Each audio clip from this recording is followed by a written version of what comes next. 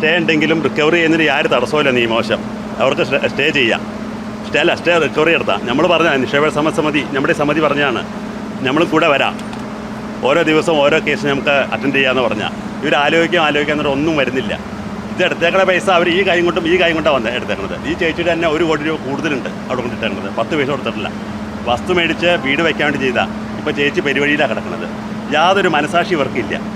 പൈസ ചോദിക്കുമ്പോൾ തല്ലാനാ വരുന്നത്. ഇവിടെ ഒരു പാവപ്പെട്ട ഒരു അധ്യാപകനെ മേശ ചാടി വന്ന് തല്ലാൻ വന്ന അവിടുത്തെ ഒരു സ്റ്റാഫ്. അതുവരെ അവിടെ കൊണ്ടുവരായ്മ ചെയ്യുന്നത് അവർ. നമ്മൾ വെച്ചാൽ ഇത്രയും പ്രായാധികമായി. എനിക്കിപ്പോൾ 61 വയസ്സായി. അങ്ങനെ ഈ 60-70 വയസ്സിന് മേലുള്ളവരേ ഉള്ളൂ ഇതിൽ. അവർക്ക് ഇനി ഒന്നും ഒരു കയ്യോ കാലെടുത്തും ചെയ്യാൻ പറ്റുന്നില്ല.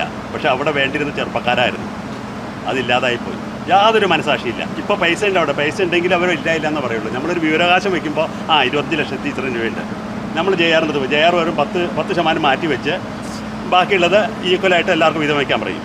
അത് കൊടുക്കുന്നുണ്ട്. ഇത് ഇപ്പോൾ പൈസ വെച്ച് പൈസയില്ല. അവിടെ ഇപ്പോൾ പൈസ ഉണ്ട്, തരുന്നില്ല അവർ കേസ് എടുത്താൽ മതി. ആർക്ക് വേണ്ടിയാണ് കേസ്? നമുക്കെതിരായിട്ട് എടുത്താൽ മതി.